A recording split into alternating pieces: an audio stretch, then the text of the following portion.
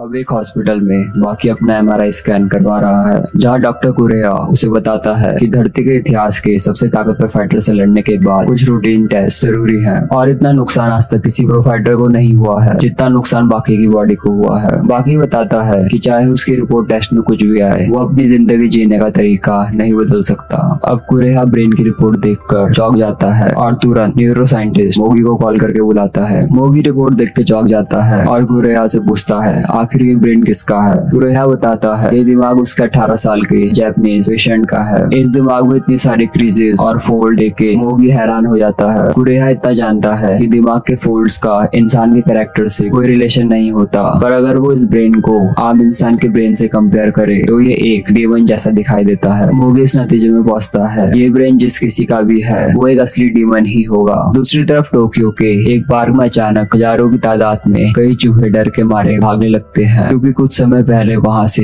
बाकी गुजरा था। अब काजुई जूनियर अली के रोते हुए चेहरे को याद करती है जिसमें कुछ तो बात थी। उसका सुंदर चेहरा जिसमें एक खुशी और जोश था, अचानक सब कुछ खो बैठा। उसका अभिमान, गौरव, अहंकार, गुरूर, सब कुछ, उसके बहते आंसू, टपकती नाक, लार अब एक जगह जमा हो गए, जिसे देख के काजुई को अच्छा महसूस हो रहा था। काजुई खुद से सवाल करती है क्या उससे गलती हुई थी? शायद नहीं, न जाने वो कितनी देर ऐसे ही रहे और कुछ देर बाद उसके सारे कपड़े उसके आंसू से गीले हो गए। जूनियर अली उसका शुक्रिया करता है कि उसने बुरे वक्त में उसका साथ दिया। वो काजुई से सवाल करता है कि उसने उसे गले क्यों लगाया, क्योंकि उसे ऐसा लग रहा था जैसे उसने पूरे दिल से उसे गले लगाया है। काजुई बताती है उसे खुद समझ नहीं आया उसने ऐसा क्यों किया, और अगर वो उसकी माँ होती तो उसे ऐसे ही गले लगाती। जूनियर अली कहता है वो उसका बॉयफ्रेंड तक नहीं है, जिसके जवाब में काजुई कहती है वो इसे उसका प्यार समझ सकता है। जूनियर अली समझ नहीं पाता जब वो बॉयफ्रेंड गर्लफ्रेंड नहीं है तो ये उसका प्यार कैसे हो सकता है। काजुई बताती है प्यार के लिए किसी रोमांटिक लव का होना जरूरी नहीं, यही होती है माँ की ममता, जिसमें माँ आपसे बदले में कुछ नहीं चाहती। जूनियर अली समझ जाता है काजुई क्या कहना चाहती है। बाकी के लिए जो वो महसूस करती है वो माँ का प्यार नहीं है और वो उससे सच्चा प्यार करती है। मैच और लड़की दोनों हारने के बाद जूनियर अली वहाँ से उदास होकर चले जाता है। अब प्रेजेंट सीन में बाकी काजुई के घर के बाहर टकराता है। बाकी कहता है उन दोनों को एक दूसरे से मिले काफी लंबा समय हो गया है, जिस पर काजुई कहती है वो काफी बिजी थी। इस पर बाकी ताना मारते हुए सवाल करता है जूनियर अली के साथ, जिसके जवाब में काजुई भी कुलसाने के लिए कहती है कि वो उसके बिना बहुत खुश थी। बाकी भी ताना मारते हुए जवाब देता है उसे भी ऐसा ही लग रहा था। ये सुनकर काजुई जोर से बाकी को किक मारते हुए कहती है वो बस मजाक कर रही थी। बाकी जोर जोर से हंसने लगता है। उसके लिए काजुई का खुश रहना ही जरूरी है, चाहे वो उसके साथ रहे या उसके बिना। इसका ये मतलब नहीं बाकी उसके साथ रहना नहीं चाहता, वो आज भी चाहता है दोनों हमेशा एक साथ खुश रहें। अब एक गली में कुछ गुंडे बाकी का वॉलेट छीनने की कोशिश कर रहे थे। वो अब चाकू निकाल कर उसे मारने ही वाले होते हैं। बाकी की बॉडी से निकल रही एनर्जी को देख उस गुंडे को ऐसा महसूस होता है जैसे उसके हाथ का चाकू एक चाबी के छल्ले जितना छोटा हो गया है। तभी अचानक वहाँ कुरियागावा आ जाता है और उन गुंडों को कहता है अगर वो यहाँ टाइम पे नहीं आता तो आज वो टूटी हड्डियां और फूटे मुंह के साथ यहाँ से निकलते। और ये सुन वो गुंडे वहाँ से भाग निकलते हैं। अब एक रेस्टोरेंट में कुरियागावा बाकी को कहता है उसकी माँ का बदला लेने का वक्त आ गया है। बाकी बताता है इस बात को 5 साल हो गए हैं और वो एक ही सवाल बार बार खुद से पूछता है क्या वो उनसे सच में नफरत करता है, क्या उसे सच में अपनी माँ का बदला उनसे लेना चाहिए। कुरियागावा कंफ्यूज हो जाता है आखिर बाकी ये सवाल क्यों पूछ रहा है। बाकी बताता है उसकी माँ और माँ से बिल्कुल अलग थी। एमी आकेजावा की शादी एक बड़े अमीर परिवार में हुई और वो अपना जीवन बड़ी खुशी से बिता रही थी, पर एक दिन उसकी मुलाकात दुनिया के सबसे ताकतवर इंसान से हुई और उस दिन से सब कुछ बदल गया। उसने लोगों को मरता पीटता देख ये महसूस किया कि वो इसे देख के एंजॉय कर रही है और उसके अंदर की छुपी क्रूरता को यूजिरो हानमा ने पहली नजर में पहचान लिया। यूजिरो एमी को गले लगाता है और उससे एक बच्चे की मांग करता है। बाकी के पालन पोषण की जिम्मेदारी उसकी माँ की थी। उसने बाकी को टॉप लेवल के कोच, टॉप लेवल की ट्रेनिंग दी ताकि वो एक बेस्ट फाइटर बन पाए, लेकिन ये सब उसने इसलिए किया क्योंकि उसे इस दुनिया के सबसे ताकतवर इंसान यूजिरो हानमा का प्यार जीतना था। उसे बाकी की परवाह नहीं थी। उसके लिए यूजिरो का प्यार माँ बेटे के प्यार से कहीं बढ़कर था और बाकी बस एक जरिया था जिससे वो अपने प्यार तक पहुंच सकती थी। दूसरी तरफ यूजिरो ये चाहता था बाकी इतना ताकतवर बन जाए कि वो उसका मुकाबला कर पाए। यूजिरो एमी को चेतावनी देता है अगर बाकी उसका मुकाबला नहीं कर पाया तो वो उसे भूल जाएगा और हमेशा के लिए अपने सारे रिश्ते उससे तोड़ लेगा। एमी को भी प्यार की जरूरत थी और वो अपने बेटे पे उसके कमजोर होने पर अपना सारा गुस्सा उतारती है। बाकी अपनी माँ से सवाल करता है अगर वो उसके पति को हरा दे तो क्या वो उसे प्यार करने लगेगी, क्योंकि बाकी भी अपनी माँ का प्यार चाहता था। बाकी कुरियागावा को बताता है वो मुश्किल से ही होश में था, पर उसने सब देखा कैसे यूजिरो ने उसकी माँ को कस के ताकत से गले लगाया, जिससे वो दर्द के मारे रोने लगी। और ये आंसू खुशी के थे क्योंकि उसकी ख्वाहिश आखिर में पूरी हो गई। कुरियागावा दुखी होते हुए कहता है उसकी ख्वाहिश उसकी जिंदगी के साथ पूरी हो गई, लेकिन उसे अपनी माँ को खुश करने या अपने फादर की रिस्पेक्ट कमाने के लिए नहीं, बल्कि अपने लिए जीना होगा। उसे ये फैसला करना होगा उसे असल में अपनी लाइफ में क्या चाहिए। बाकी बताता है उसे अपनी माँ के आखिरी शब्द अच्छे से याद है। उसके फादर ने उसे इतनी जोर से पंच मारा था कि उसका सर जमीन में धंस गया। तब उसने देखा उसकी माँ दुनिया के सबसे ताकतवर आदमी के सामने खड़ी हो गई और उसे कस के पंच मारा और उसे फाइट की चुनौती दी। और सब जानते हैं यूजिरो पे हाथ उठाना और उसे चुनौती देने का क्या नतीजा होगा। बाकी की आंखों से आंसू बहने लगते हैं क्योंकि उसकी माँ ने उसके लिए अपनी जान दांव पे लगाई। वो सिर्फ बाकी के लिए लड़ी और उनके आखिरी शब्द उसे अच्छे से याद हैं और अब वो खुशी खुशी मर सकता है जो उन्होंने उसके लिए उस दिन करा। और इसी वजह से बाकी आज तक जिंदा है और उनके कहे शब्द उसे लड़ने की ताकत देते हैं। अब तक ये सारी बातें बाकी ने अपने मन के अंदर दबा के रखी थी, पर आज इन्हें कहकर उसका मन हल्का हो गया। बाकी को अब यह एहसास हो गया अपने फादर से आगे निकलना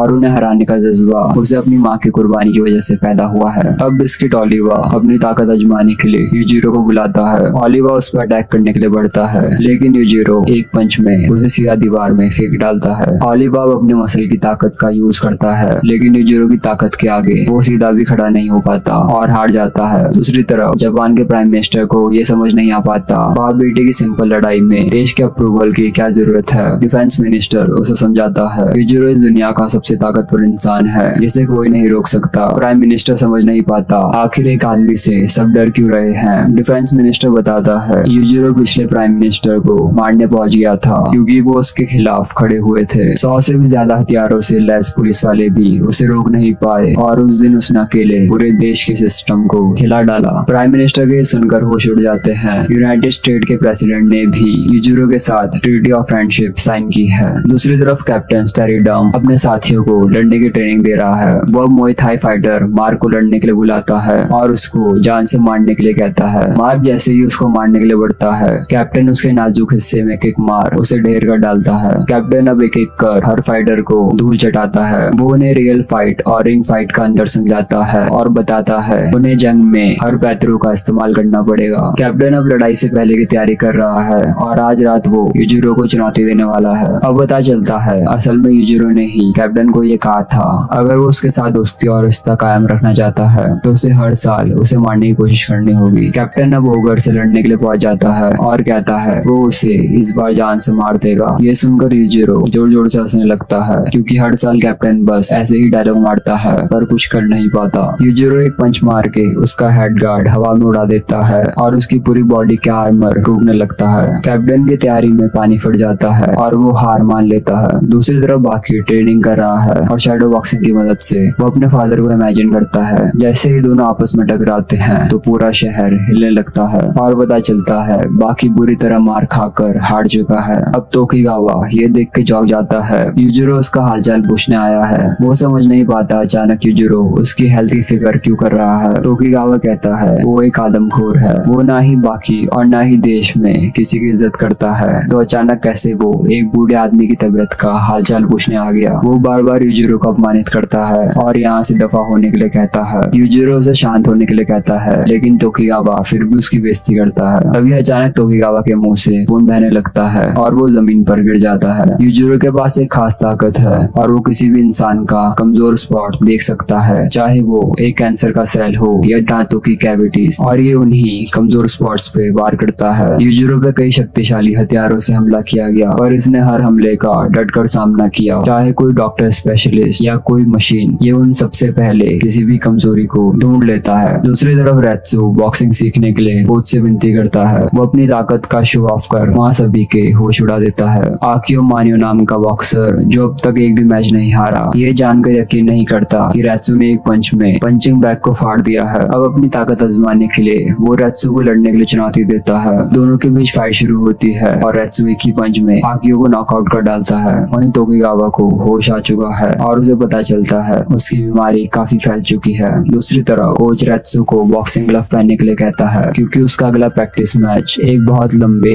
एक्स मिलिट्री बॉक्सर के साथ है जो अब तक 9 मैचेस में से 8 मैचेस में अपने अपोनेंट को नॉकआउट कर चुका है। अब मैच शुरू होता है और उस बॉक्सर का एक पंच खाकर रेत्सु सीधा रिंग के कोने में जा गिरता है। रेत्सु भाप लेता है कि उसके अपोनेंट की स्पीड और ताकत लाजवाब है, लेकिन उसकी ग्रिप काफी कमजोर है। रेत्सु अपना सर उसके पंच में दे मारता है, जिससे उसके अपोनेंट की हाथ की हड्डियां टूट जाती हैं। रेत्सु यहाँ नहीं रुकता और अपना पोज बदल के एक पंच मार के उसके ह्यूमरस को तोड़ डालता है। अब एक रेस्टरूम में कैप्टन यूजिरो को बताता है बाकी उससे मिलना चाहता है और उसकी एक अजीब सी ख्वाहिश है। बाकी की ख्वाहिश सुन यूजिरो पूरी तरह दिल मिला जाता है। बाकी कैप्टन से इतनी मांग करता है कि वो अपने फादर के साथ खाना खाना चाहता है। कैप्टन उसे समझाता है यूजिरो कभी भी उसके साथ बैठकर एक ही टेबल में खाना नहीं खाएगा और ऐसा मुमकिन नहीं है। बाकी जाता है उसके फादर उसके लिए राइस कुक करें, मिशो सूप बनाए और वो एक साथ टेबल में बैठ खाना खाएं और खूब सारी बातें करें और खाने की कमियां निकालें। लेकिन बाकी को पता है ये सुनकर उसके फादर ये कहेंगे उसकी सोच से उन्हें नफरत है और वो उसे इतना मारेंगे कि उसकी अकल एक दिन में ठिकाने आ जाएगी और इसी तरह उनकी बहस और बढ़ जाएगी। कैप्टन बाकी को समझाता है ऐसी बहस हर घर में होती है, पर उसका फादर औरों जैसा नहीं है और वैसे भी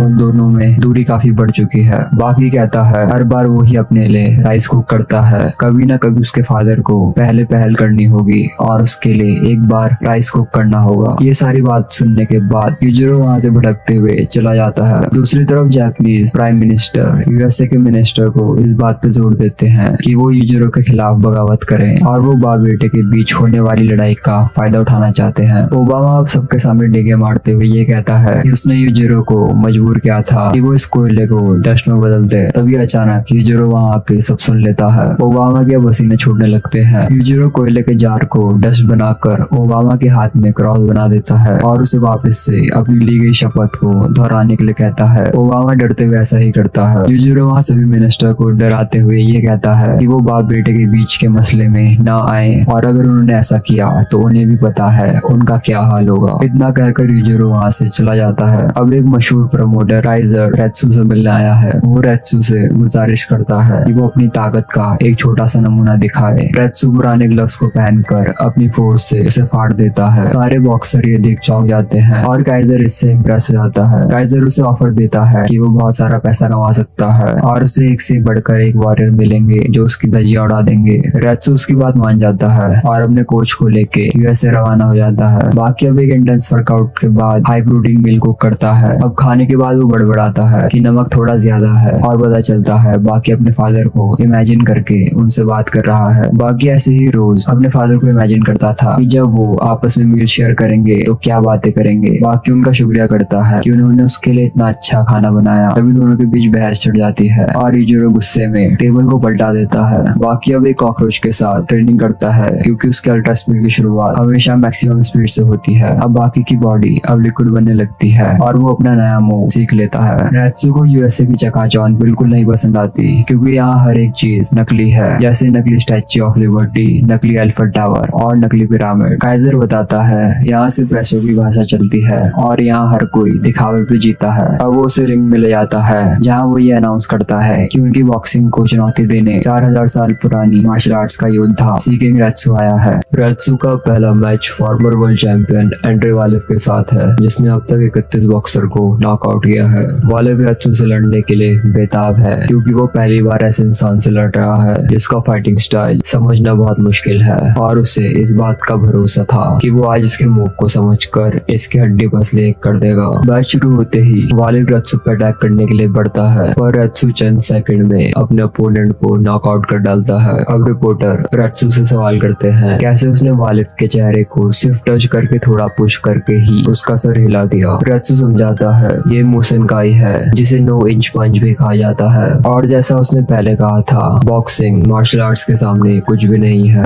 और वो यहाँ अपने स्किल्स दिखाने आया है। इस मैच के बाद रेत्सु रातों रात यूएसए में फेमस हो जाता है और काइजर उसके जीतने पर $2 मिलियन उसके सामने रख देता है। रेत्सु ये देख के भड़क जाता है कि काइजर ने उसके पैसों के पास अपने पैर रखे हैं। वो तुरंत ही एक किक मार के उसका चश्मा तोड़ देता है और उसे पैसों की इज्जत करने के लिए कहता है। रेत्सु उसे धमकाता है कि वो पैसों को केस में रख के उसे पकड़ाए, नहीं तो वो उसके हाथ पांव तोड़ डालेगा। काइजर डर के मारे ऐसा ही करता है और उसे इज्जत के साथ पैसे पकड़ाता है। दूसरी तरफ बाकी कॉफी बना रहा है, तभी अचानक उसके बाल उड़ने लगते हैं और उसे दूर से ही आवाज हो जाता है कि उसके फादर उसके घर की तरफ बढ़ रहे हैं। जैसे ही वो पीछे मुड़ के देखता है, उसके फादर यूजिरो हानमा उसके सामने बैठे होते हैं। बाकी उनका स्वागत कर उन्हें कॉफी ऑफर करता है। बाकी कहता है कि उनके बीच सचमुच कनेक्शन है, इसलिए उसे पता था कि आज वो यहाँ जरूर आएंगे, इसलिए उसने पहले ही 2 कॉफी तैयार करके रखी थी। बाकी ये देख के हैरान हो जाता है कि उसके फादर सचमुच में उसकी बनाई कॉफी पी रहे हैं। यूजिरो बाकी को कहता है वो यही चाहता था ना कि वो उसके साथ एक टेबल पे बैठे। बाकी का सपना आखिरकार सच हो रहा था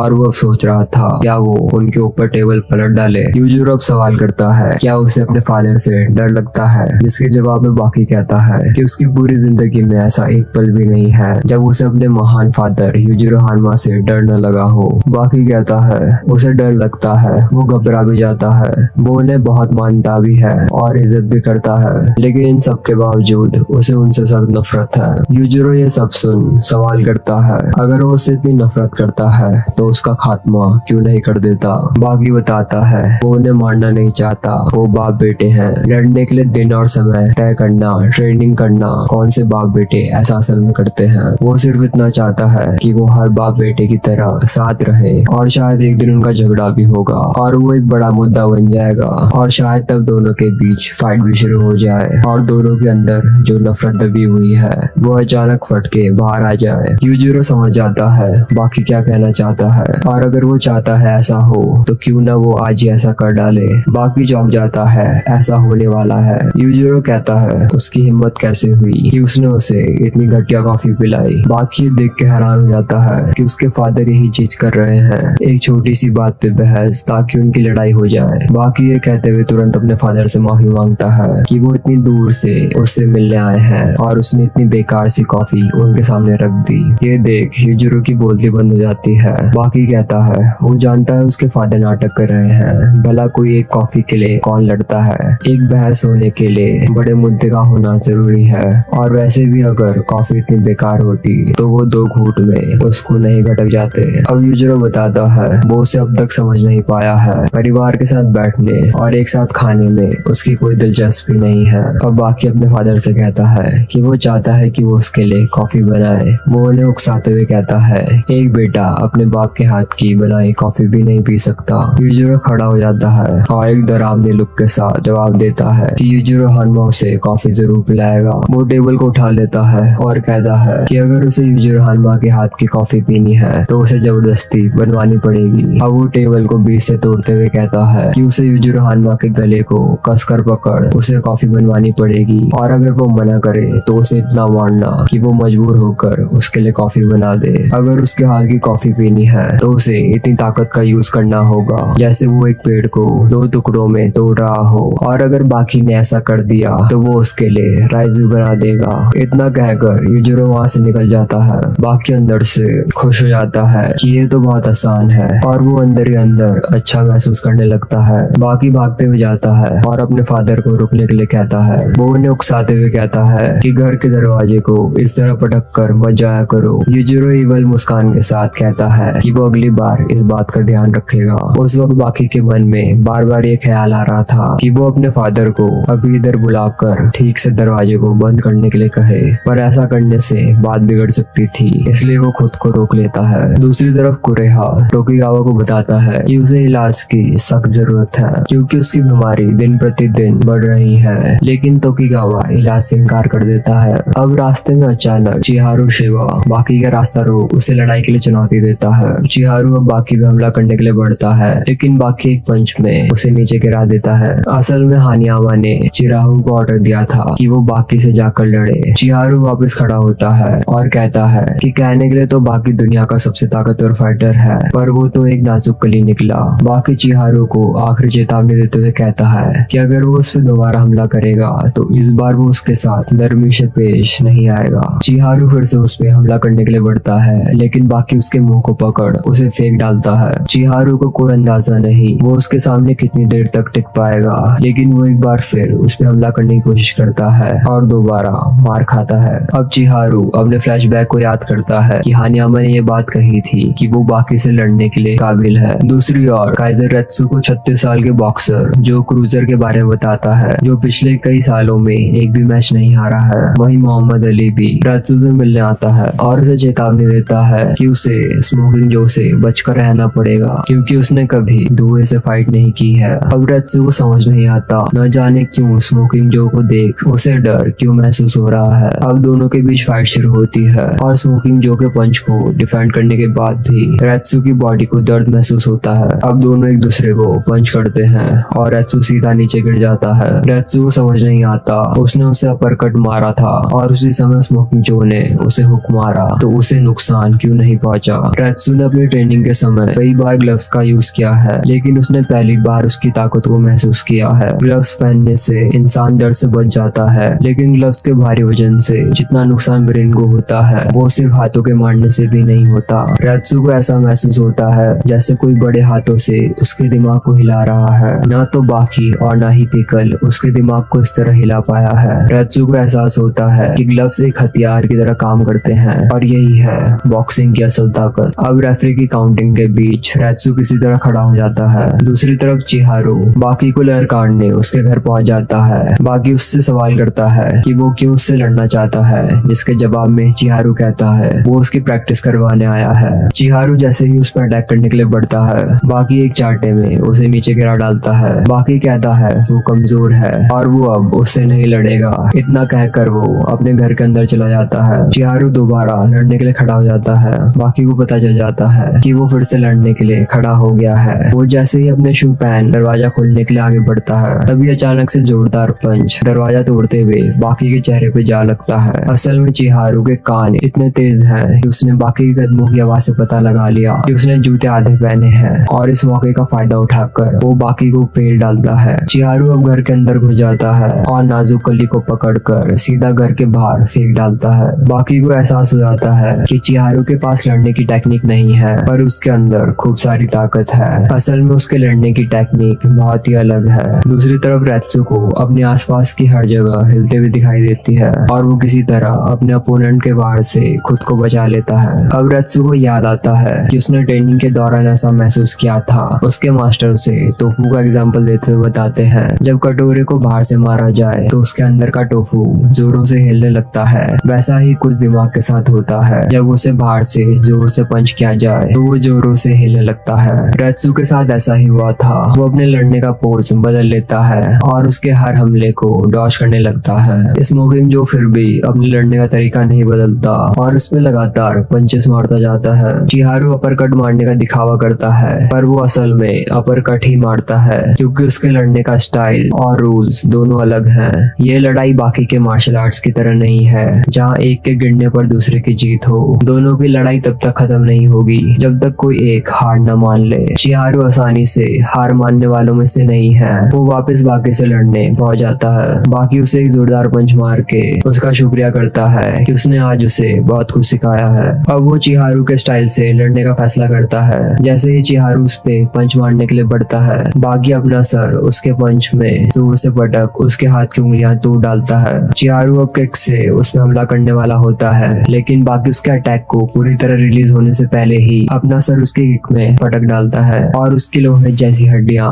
एक बार में ही टूट जाती हैं। बाकी ये देख हैरान हो जाता है कि हड्डी टूटने के बाद भी वो अभी भी सीधा खड़ा है। चिहारू हमेशा अपने अपोनेंट को उसकी कमजोरी से हराता है। वो बाकी को कहता है उसे पता है वो किस बॉडी पार्ट को निशाना लगाने वाला है। अब दोनों एक दूसरे को एक ही टेक्निक से हराने की कोशिश में है। इस टेक्निक में कमजोर हिस्से काम आते हैं और चिहारू अपने कमजोर हिस्सों को अपना हथियार बना लेता है। हमारे चेहरे पे नाक, गाल, होंठ जैसी मुलायम चीजें हैं और इन्हीं पर वो अपने अपोनेंट को मारने देता है। यही है उसकी सबसे बड़ी चाल। वो अपने कमजोर हिस्से को आगे कर लेता है ताकि सामने वाले का हाथ टूट जाए। अगर उसके जख्मी हाथ पर कोई जोर से हमला करता है तो वो उसे रोकता नहीं है बल्कि उसे तब तक मारने देता है जब तक उसका मन न भर जाए। अपनी कमजोरी को अपना हथियार बनाना चिहारू शिबा की असल टेक्निक है। बाकी उसे कहता है कि वो अब उसकी आंखों पे हमला कर दिखाए। बाकी तेजी से उसकी तरफ बढ़ता है और इससे पहले चिहारू अपनी मुट्ठी बंद कर पाता बाकी अपनी आंखों से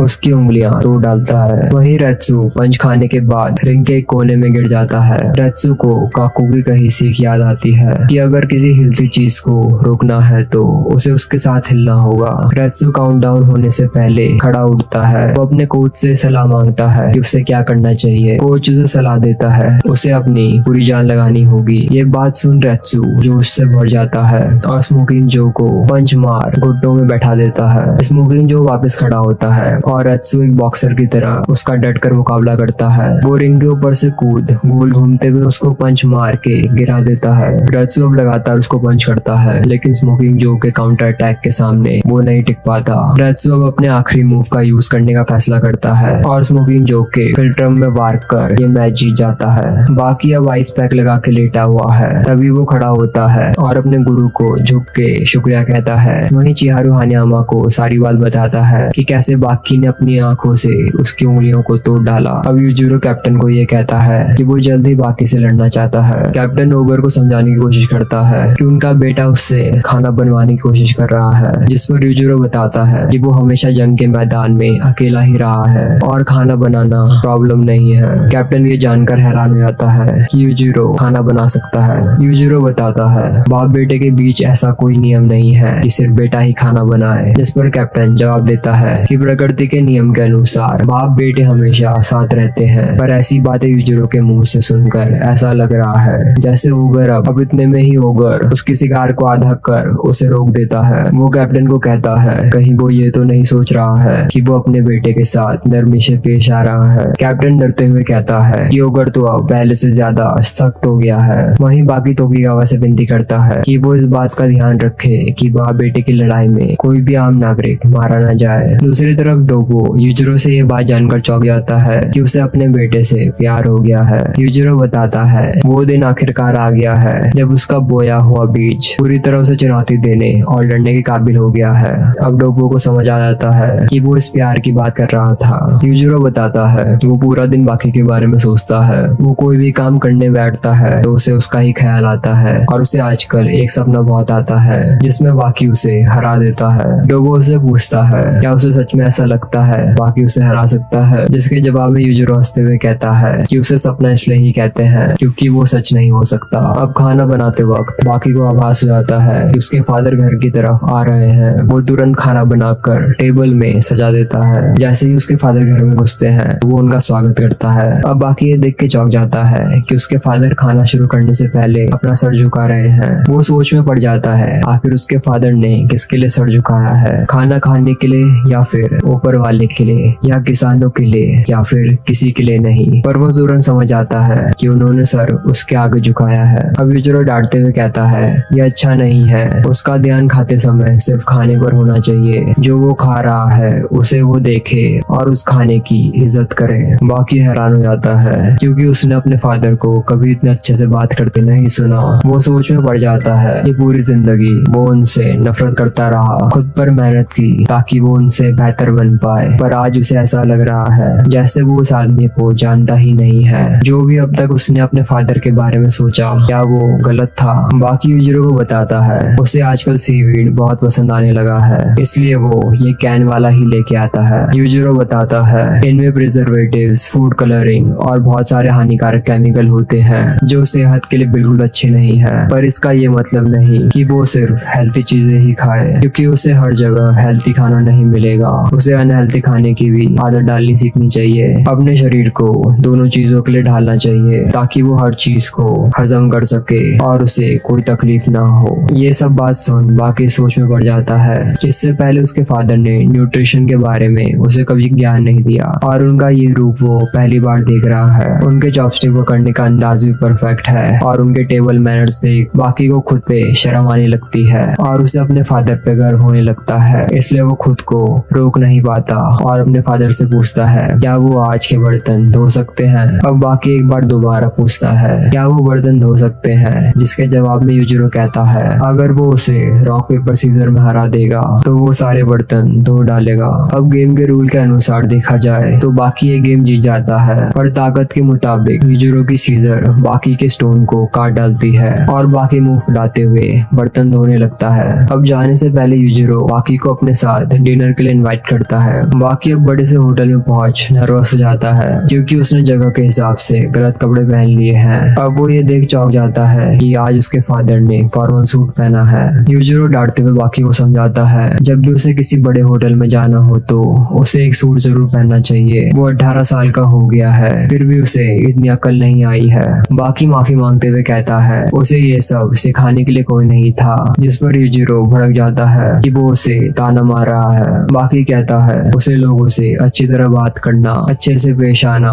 कॉम्प्लीमेंट्स देना और सही तौर तरीके, उसे ये सारी चीजें कभी सिखाई नहीं गई। इसके बजाय ताकतवर बनना है, बॉडी बनानी है। यूजिरो हानमा ने किसी न किसी के हाथों बस अपने प्यारे बेटे के लिए यही मैसेज भिजवाया और कुछ नहीं। यूजिरो अपने गुस्से को काबू करते हुए बाकी को बैठने के लिए कहता है। बाकी आज बहुत खुश हो जाता है क्योंकि वो अपने फादर के साथ बाहर खाना खाने आया है। वो आज पहली बार टेबल्स मैनर्स भी सीख रहा है। अब डिनर खत्म होने के बाद बाकी यूजिरो से ये सच जानना चाहता है कि आखिर क्यों उन्होंने उसकी मॉम को मार डाला। यूजिरो भड़क जाता है और कहता है वो अपनी हद पार कर रहा है। बाकी अपनी माँ का बेटा है और उसे ये सच यूजिरो का कॉलर पकड़ उसे सच उगलने के लिए फोर्स करता है। बाकी अब यूजिरो के कॉलर को दोनों हाथों से पकड़ लेता है। उसकी ताकत के कारण शीशों में दरारें आने लगती हैं और पूरी बिल्डिंग हिलने लगती है। यूजिरो फ्लोर पे जोर से पैर मारता है जिस कारण बाकी घूमते हुए चेयर में जा गिरता है। यूजिरो कहता है उसने उस पर हाथ उठे 4 सालों से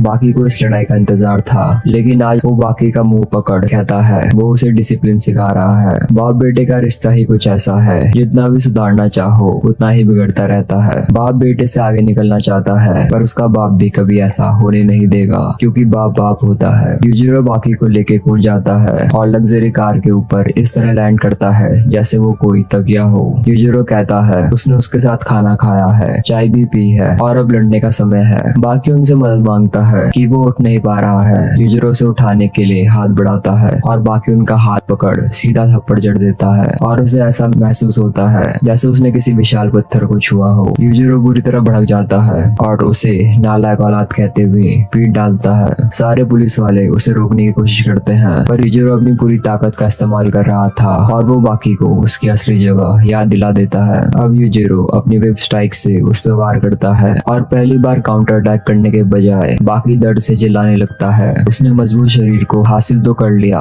पर इस दर्द से बचने का उसके पास कोई तरीका नहीं था। ऐसा दर्द स्टील के चाबुक मारने पे होता है। यूजिरो का टारगेट इंसान की बॉडी का सबसे बड़ा हिस्सा स्किन था जिसके लिए कोई भी डिफेंस नहीं बना। अब बाकी भी वेब स्ट्राइक से यूजिरो को नानी याद दिलाने की कोशिश करता है और वो सीधा खड़ा है। असल में उसने वेब स्ट्राइक से हुए दर्द को अकल को पूरी तरह टाइट कर दिया। दूसरे शब्दों में समझा जाए तो उसने अपने मसल फाइबर्स को एक साथ फ्लेक्स कर उसमें टेंशन पैदा की और एक साथ पूरी बॉडी को टाइट करने के कारण स्किन का दर्द गायब हो गया और कुछ देर में यूजिरो नॉर्मल हो गया। अब बाकी पहली बार सीरियस पोज में लड़ने के लिए तैयार होता है। टोकिगावा वहां आकर उसे ये बताता है कि उसने मिलिट्री को कहकर होटल और आसपास के घरों को खाली करा दिया है, इसलिए अब उनकी लड़ाई से किसी आम आदमी को नुकसान नहीं पहुंचेगा। अब यूजिरो से रहा नहीं जाता और वो बाकी को कहता है एक बाप अपने बेटे की असली ताकत देखना चाहता है तो अब असली लड़ाई शुरू करते हैं। अब बाकी अपने गुरु से सीखे गए मूव का यूज करता है और अपनी पूरी बॉडी को पिघलाने लगता है, यहाँ तक कि अपने सेल्स को भी। बाकी के दिमाग में उसका शरीर पिघलने लगा था, उसके सबकॉन्शियस माइंड में उसके मसल फाइबर्स पिघलने लगे थे। उसकी बॉडी लिक्विड में बदल के भाप बन जाती है और बाकी मैक्सिमम स्पीड हासिल कर लेता है जिसे सिर्फ कॉकरोचेस ही हासिल कर सकते हैं। 270 किलोमीटर प्रति घंटे की रफ्तार से वो अपने फादर पे वार करता है जिसे कॉकरोच टैकल भी कहा जाता है। बाकी एक के बाद एक किक मारता जाता है और यूजिरो कई दीवारों को तोड़ता हुआ दूर जा गिरता है। यूजिरो उसके मूव से इम्प्रेस होता है कि वो इतनी पावर कैसे पैदा कर पा रहा है। वो कहता है उसने काफी अच्छा गुरु चुना है। यूजिरो बाकी को सीधा बिल्डिंग के बाहर फेंक देता है। वो बाहर आके ये देख चौंक जाता है कि बाहर सैकड़ों की भीड़ खड़ी है जो कि यूजिरो को देख एक्साइटेड हो जाती है। बाकी जैसे ही गिर के खड़ा होता है वो जनता के शोर से चौंक जाता है जो कि उसके लिए चीयर्स कर रहे होते हैं। असल में पूरी दुनिया को न्यूज के द्वारा ये खबर मिली थी। घरों में, रेस्टोरेंट्स में, होटल्स, हर जगह ये खबर फैल चुकी थी। जिस लड़ाई का सबको इंतजार था आज वो शुरू हो गई। ट्रेन में, स्कूटर में भागकर वो सभी समय पर वहां पहुंचने के लिए निकल पड़े और जो नहीं पहुंच पाए उन्होंने बाप बेटे की लड़ाई देखने के लिए पीओवी स्कॉलर्स को सब्सक्राइब कर लिया। यूजिरो वैसे तो हर चीज पर रख लेता है पर इसका अंदाजा तो उसे भी नहीं था। होटल से लेके मेट्रो तक हर जगह भारी भीड़ जमा हो गई पर लोगों का आना कम नहीं हो रहा था। यूजिरो बाकी को कहता है वो यहाँ से चले जाए, आज वो लड़ना नहीं चाहता। बाकी उसे उकसाते हुए कहता है कहीं वो इसलिए तो नहीं डर रहे कि वो उन्हें सबके सामने पीट डालेगा। बाकी यूजिरो पे 3 बार हमला करता है पर वो हमला इतना तेज था वहाँ मौजूद किसी को भी कुछ नहीं दिखता। अब डोपो भी वहाँ वहाँ लड़ाई देखने पहुंच जाता है। अब बाकी अपनी बॉडी को पिघलाकर दोबारा हमला करता है, पर इस बार यूजिरो अपनी जगह से नहीं हिलता। वो कहता है उसे ये याद रखना चाहिए कि यूजिरो के खिलाफ एक मूव 2 बार नहीं चलता। वो बाकी के चेहरे पे जोरदार वार कर उसे दूर फेंक डालता है। अब बाकी की आंखों से पानी बहने लगता है। यूजिरो बाकी को बेरहमी से मारने लगता है और जनता ये देख पूरी तरह घबरा जाती है। बाकी किसी तरह फिर से खड़ा होता है और यूजिरो पे लगातार किक्स मारने लगता है। डोपो उसके लिए बहुत खुश होता है क्योंकि यूजिरो अपने बेटे के साथ खेल रहा है और बाकी को भी तब तक खेलना चाहिए जब तक उसका मन न भरे। उसने आज तक ऐसा बाप नहीं देखा जिसे अपने बेटे के साथ इतना खेलना पसंद हो। अब बाकी को अचानक एहसास होता है उसका दोस्त यहाँ मौजूद है और वो ऊपर से उसे देख रहा है। बाकी अब ऐसे जानवर का पोज लेता है जो टी-रेक्स का सबसे बड़ा दुश्मन है। वहाँ खड़े लोगों को कुछ समझ नहीं आता। वहीं पिकल अपनी तेज आंखों का फायदा उठाकर बाप बेटे की लड़ाई को देख रहा है। बाकी के मूवमेंट्स अचानक अलग लगने लगे थे। उसके पाँव जमीन पर रखते ही वजन महसूस हो रहा था। आंखों में बदले की आग साफ झलक रही थी और वहाँ सभी लोगों को ट्राइसेराटॉप्स की शैडो दिख रही थी। अपने बचपन में यूजिरो हमेशा डायनासोर के बारे में सोचा करता था। बड़े होने पर भी वो उनकी ताकत की कल्पना करता था और आज भी वो उनकी ताकत देखने के लिए बेताब है। अब बाकी ट्राइसेराटॉप्स फिस्ट का यूज करता है और यूजिरो को पूरी ताकत से धकेलते जाता है। सब लोग ये देख के चौंक जाते हैं कि उन्होंने गाड़ी को पलटा डाला है। यूजिरो कहता है उसके 100 किलो के शरीर को आज तक कोई बड़े से बड़ा इंसान नहीं हिला पाया, पर उसके 70 किलो के शरीर ने जमीन तोड़ने के साथ साथ गाड़ी भी पलटा डाली। यह अकेले उसकी ताकत नहीं है। मुझे उस जानवर की ताकत देखकर खुशी हुई। यूजिरो बताता है वो अकेला नहीं है जिसने जानवर का रूप लिया है। दुनिया में उसके जैसे कई मार्शल आर्टिस्ट हैं जिन्होंने कई जानवरों के पोज लिए हैं, पर उसकी नजर में ये नकल करना है। अब बाकी के फादर उसे अपनी ओरिजिनल फॉर्म दिखाते हैं और वहाँ सभी लोगों को एक तेज रोशनी में डीमन की आकृति दिखाई देती है। बाकी को समझ आ जाता है कि लोग उसी का रूप लेते हैं जो उन्हें उनसे ज्यादा ताकतवर लगता है और इसलिए उसके फादर ने अपना ही रूप लिया है क्योंकि वो इस धरती के सबसे ताकतवर इंसान है। यूजिरो अब हवा में पंच मारता है और उसकी इनविजिबल फोर्स बाकी को छू कर जाती है। वहाँ सभी लोगों को यूजिरो की इनविजिबल ताकत दिखाई देने लगती है। बाकी अब अपने फादर को ये सिखाने की कोशिश करता है कि हम लड़ाई में किसी का रूप किसी को दिखाने के लिए नहीं लेते, बल्कि इसलिए लेते हैं ताकि हम इसे लड़ाई में इस्तेमाल कर सके। अब सब ये देख के चौंक जाते हैं। बाकी ने यूजिरो को तुरंत नीचे गिरा डाला है। यूजिरो को पहले से पता था उसके बेटे के अलावा कोई भी इतना काबिल नहीं है जो उसे टक्कर दे सके, पर उसे ये नहीं पता था कि उसका बेटा ताकतवर होने के साथ साथ इतना होशियार हो गया है। उसने यूजिरो के सोचने और रिएक्ट करने के बीच के आधे सेकंड के समय में उसके ऊपर हमला करा। इस बात से खुश होकर यूजिरो बाकी को अपने पास बुलाता है ताकि वो उसे सर पर हाथ रखकर शाबाशी दे सके।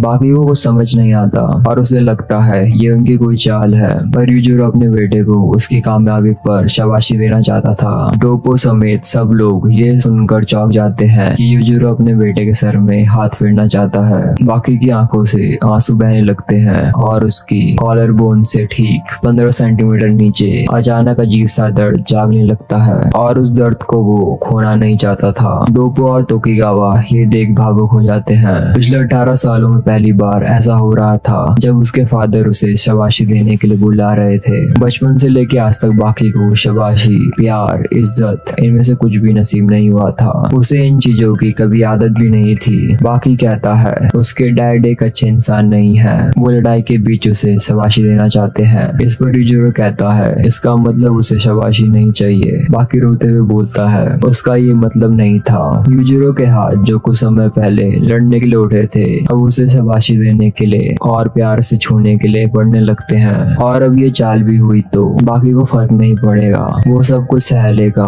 क्योंकि उनसे शाबाशी पाने के लिए वो अपनी जान भी देने को तैयार है। तभी अचानक बाकी अपना मन बदल लेता है क्योंकि ये वक्त दोबारा वापस नहीं आने वाला और वो देखना चाहता है ये लड़ाई कौन जीतेगा और उन दोनों में से सबसे ताकतवर कौन है। यूजिरो अब उसे एक मौका देता है जिसमें वो उसकी ताकत का अंदाजा लगा सकता है। वो बाकी को कसकर पकड़ लेता है और कहता है उसने उसकी बात नहीं मानी, अब ये करने के लिए उसने उसे मजबूर किया है और कुछ भी हो जाए वो उसके सर पे हाथ तो जरूर फेरेगा। बाकी दर्द से चिल्लाने लगता है और यूजिरो उसके सर में हाथ फेरने लगता है। अब यूजिरो हंसते हुए कहता है उसे क्या लगा वो उसे शाबाशी देगा, गलत सोच रहा था वो। बाकी ये सुन भड़क जाता है और उसे किक मारने लगता है, लेकिन यूजिरो उसका सर उसके किक में पटक डालता है। वो कहता है जब उसका मन करेगा तो वो प्यार करेगा और जब उसका मन करेगा तो वो उसे मारेगा। बाकी क्या चाहता है उसे इस बात से फर्क नहीं पड़ता, क्योंकि जिसके पास ताकत है उसे किसी का डर नहीं, क्योंकि उसे अपनी ख्वाहिशों को पूरा करवाने के लिए किसी के आगे झुकना नहीं पड़ता।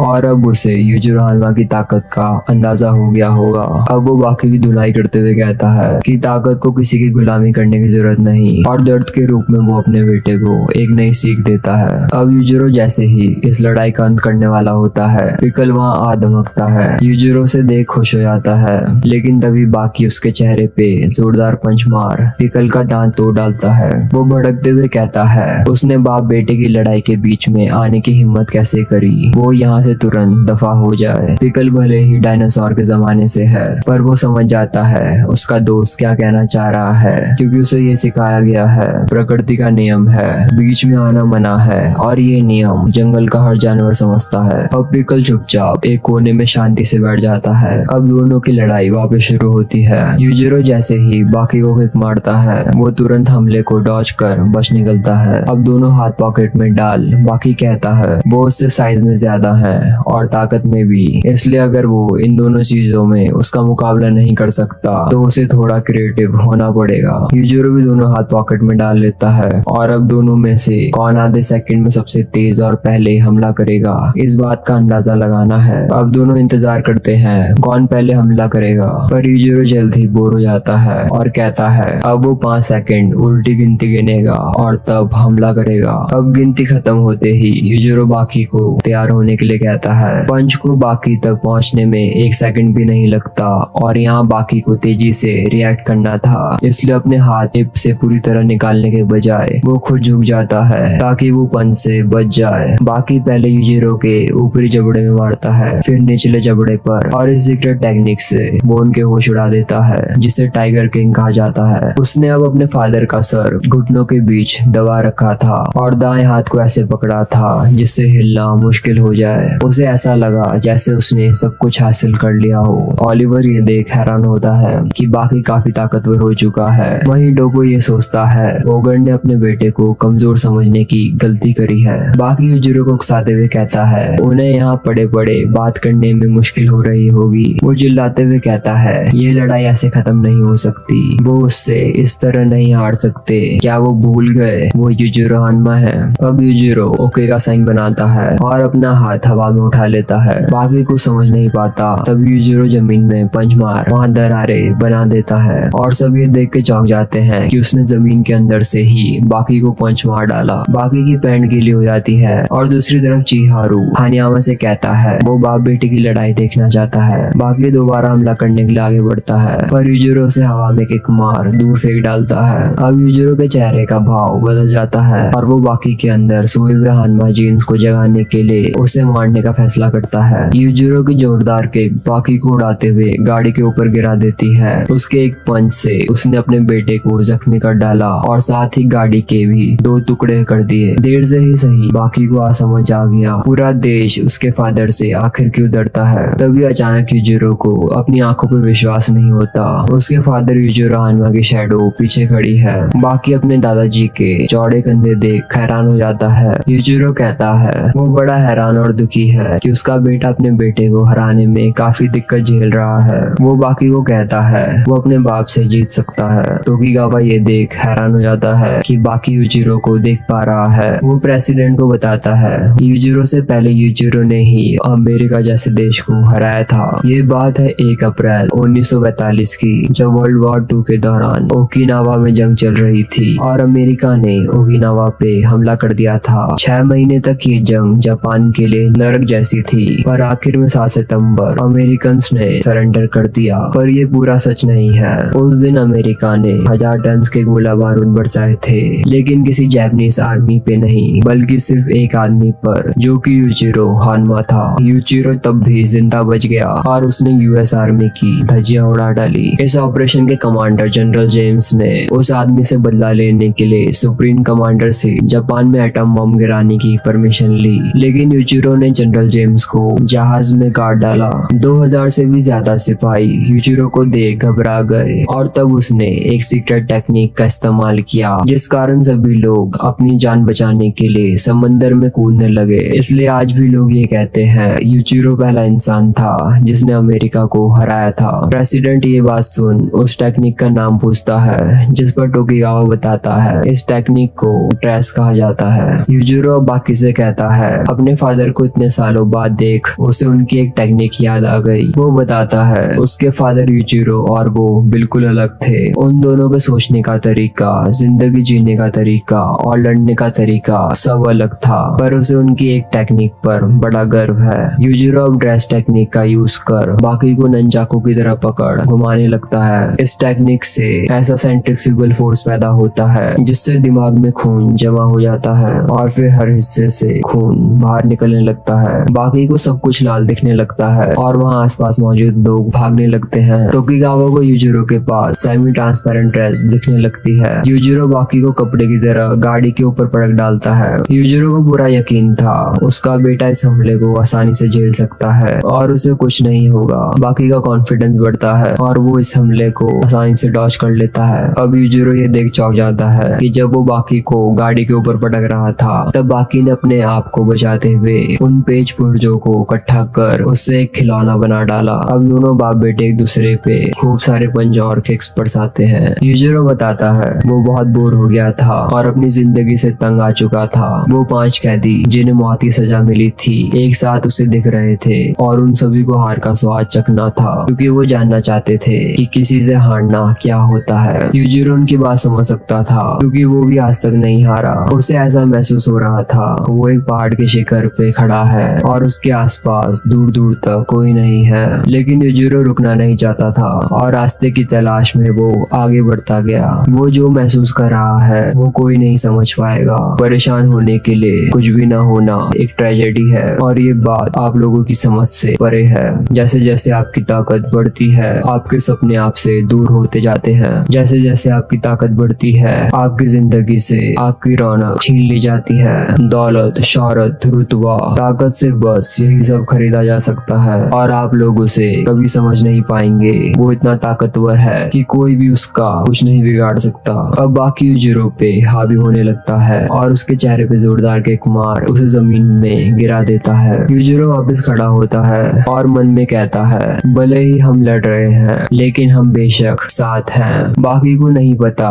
वो क्या सोच रहे हैं, पर एक बात वो जरूर समझ चुका है कि वो बिल्कुल एक जैसे ही हैं। यूजिरो कहता है वो एक सच्चा हानमा है। बाकी को पता है हानमा की तरह जीना क्या होता है। हानमा नाम आपसे जुड़ना ही अपने आप में एक बड़ी बात है। आप जितनी भी जी जान लगाकर कोशिश कर लो अंत में आप जो चाहते हो वो आपको मिल ही जाता है। इसलिए उसने सोचना छोड़ दिया है। बाकी यूजिरो को दोबारा पंच मारता है और कहता है उनका ख्याल वो ही रखेगा। वो पूछता है क्या वो अभी तक जिंदगी से बोर नहीं हुए। यूजिरो बताता है जिंदगी से बोर होकर ही वो जापान छोड़कर दूसरे देशों में गया। उसने धरती के आखिरी छोर तक ट्रैवल किया, हर तरह के मार्शल आर्टिस्ट से फाइट करी, एथलीट्स, राक्षस, बड़े बड़े जानवर, हथियारों से, अंडरवर्ल्ड से, यहाँ तक कि पूरे देश की फौज से भी। पर किसे पता था उसे एक छोटे बच्चे से लड़कर इतना सुकून मिलेगा जो कि उसका ही खून है। बाकी पूछता है जब एक छोटे बच्चे के हाथ खिलौना लगता है तो वो क्या करता है। वो बच्चा उसे देख पहले खुश होता है, फिर उसके साथ खेलता है, फिर बोर होकर उसे तोड़ देता है। सब लोग ये सुनकर चौंक जाते हैं और समझ जाते हैं कि वो उन्हें मारने वाला है। तभी अचानक वहाँ कोजुए आ जाती है और कहती है दुनिया के सबसे ताकतवर बाप और बेटे की लड़ाई हर कोई बस यही देख रहा है, पर अब बहुत हो चुका है। अगर मारना है तो मारो, नहीं मारना तो रुक जाओ। पहले वो पंच मारते हैं, फिर शिकायत करते हैं, फिर तुम 2 किक मारते हो, फिर रोने लगते हो। कोजुए कहती है सभी ये बेहुदा लड़ाई देखकर बोर हो चुके हैं। वहाँ सभी लोग ये देख के चौंक जाते हैं आखिर ये लड़की कौन है।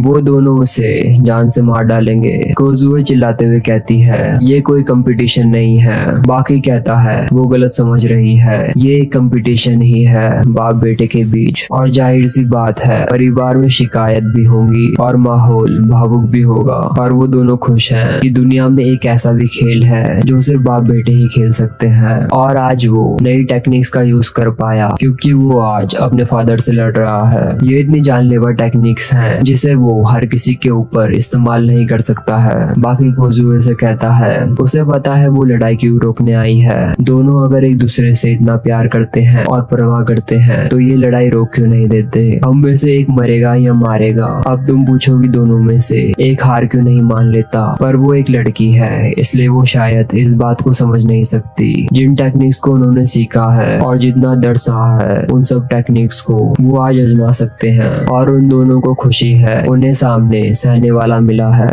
उसके और फादर के बीच एक अजीब सा रिश्ता है। वो एक दूसरे को ये टेक्निक्स आजमाने देते हैं और ऐसा रिश्ता किसी बाप बेटे का नहीं हो सकता। यूजुरो अब कोजुए का शुक्रिया करता है कि बाकी के ताकतवर बनाने में कहीं न कहीं उसका भी हाथ है। वो कहता है कि एक लड़की को बाप बेटे की लड़ाई के बीच में नहीं आना चाहिए। बाकी कोजुए को रास्ते से हटने के लिए कहता है पर वो इनकार करती है। पर बाप बेटे बिल्कुल भी नहीं रुकते और एक दूसरे की तरफ टूट पड़ते हैं। हर कोई लड़ाई के अंत का बेसब्री से इंतजार कर रहा था। दोनों एक दूसरे पे पिछले कई घंटों से लगातार हमला कर रहे हैं। क्या ये नफरत है? आज कई बाप बेटे इस लड़ाई को देख रहे हैं और उन्हें समझ आ गया है कि ये बाप बेटे की लड़ाई नफरत की वजह से नहीं बल्कि ये उनकी तमन्ना है। लड़ते लड़ते बाकी यूजुरो के कंधों पे बैठ चुका है और उसके हाथ अपने फादर के सर पर हैं। वो इस रात को कभी नहीं भूल सकता क्योंकि आज उसकी तमन्ना पूरी हो चुकी है। यूजुरो बाकी से पूछता है ठीक है। बाकी हंसते हुए पूछता है उनका क्या मतलब है। यूजुरो कहता है वो ये बात नहीं कह पाएगा क्योंकि ये कहना इतना आसान नहीं है। हर कोई जो वहाँ मौजूद था देख सकता था अंत करीब है। यूजुरो बाकी से कहता है समय आ गया है। वो सब जो करना चाहता था क्या उसने कर लिया है? बाकी हाँ कहता है और अपने फादर को पीछे से पकड़ घुमा के पीछे पटक डालता है। यूजुरो अब अपने दोनों हाथ से बाकी के फेस पे जोर से मारता है जिस कारण वो बहरा हो जाता है। यूजुरो कहता है वो इस लड़ाई को यही खत्म कर रहा है। वो उसे सीख देता है कि अपने हर उंगली को बंद करते हुए उसे फीस्ट बनाना है जो कि दुनिया का सबसे जरूरी हथियार है और यही उसकी ताकत है जो हमेशा उसकी रक्षा करेगा। बाकी को याद आता है ये सीख उसके फादर ने उसे बचपन में दी थी। अब दोनों एक दूसरे पे लगातार पंचेस बरसाने लगते हैं। वहीं जैक हानमा ये टीवी में देख चिल्लाते हुए कहता है कि वो भी अपने डैड से लड़ना चाहता है। यूजुरो अपने दोनों हाथ खोल सामने खड़ा हो जाता है और बाकी को पंचेस मारने देता है। अब यूजुरो इतनी जोर से बाकी को गले लगाता है कि उसकी सारी पसलियां टूट जाती हैं और इतने सालों में ऐसा पहली बार हुआ था जब यूजुरो ने अपने बेटे को गले लगाया था। ठीक वैसे ही जैसे 5 साल पहले बाकी की माँ को मारते समय लगाया था। बाकी की सारी हड्डियां टूट चुकी थी और उसके सारे ऑर्गन को भारी नुकसान पहुंचा था। अब यूजुरो वहां से जाने लगता है पर तभी अचानक बाकी की शैडो उसे किक मार के रोक देती है। बाकी की स्पिरिट भी हार मानने का नाम नहीं ले रही थी। यूजुरो उसे रुकने के लिए बोलता है और फिर तभी वहाँ सभी लोग ये देख चौंक जाते हैं कि महान यूजुरो हानमा अपने बेटे के लिए पहली बार खाना बना रहे हैं। यूजुरो ने मिशो सूप के साथ टोफू बनाया। ये देख बाकी अपने फादर को शुक्रिया कहता है और यूजुरो भावुक हो गया। कितना सब कुछ हो जाने के बाद भी बाकी उसे डैड कहकर बुला रहा है। सभी ये देख चौंक जाते हैं और भावुक हो जाते हैं। दोनों साथ बैठकर खाना खा रहे हैं। सूप पीने के बाद बाकी अचानक टेबल पलटा देता है और यूजुरो उस टेबल और खाने को पकड़ने लगता है। बाकी कहता है उसने अपने फादर को बचा लिया है। यूजुरो ये बात समझ जाता है कि बाकी क्या कहना चाहता है। यूजुरो कहता है उसने दुनिया के सबसे ताकतवर इंसान को खाना बनाने में मजबूर किया है और वो अपने मकसद में कामयाब हुआ है, इसलिए आज से वो दुनिया का सबसे ताकतवर इंसान है। सारी जनता ये सुन चीयर करने लगती है। बाकी कहता है जो भी दुश्मन को गिरा कर सर ऊंचा करके जाता है असल में विजेता वही होता है और ये शब्द उन्हीं के हैं। जब बाकी मरने की हालत में था तब उसके फादर सर ऊंचा कर जा रहे थे। सच यही है, बाकी उनसे हार चुका है। बाकी असल में कुछ सुन नहीं पा रहा था। उसे नहीं पता था उसे धरती का सबसे ताकतवर इंसान घोषित कर दिया गया है। अनजाने में ही सही उसने अपना फैसला सुना दिया था। इस रात की सबसे खास बात यह है कि एक तरफ बाप ने अपने सबसे ताकतवर होने का खिताब उसे दे दिया और दूसरी तरफ बेटे ने अपनी जीत तोकुगावा दोनों को विजेता ऐलान करता है। ये देख यूजुरो कहता है ये बूढ़ा सबसे ज्यादा खुश है और साथ ही इसकी बीमारी भी ठीक हो गई है और कुछ इस तरह इतिहास की सबसे महान बाप बेटे की लड़ाई खत्म होती है।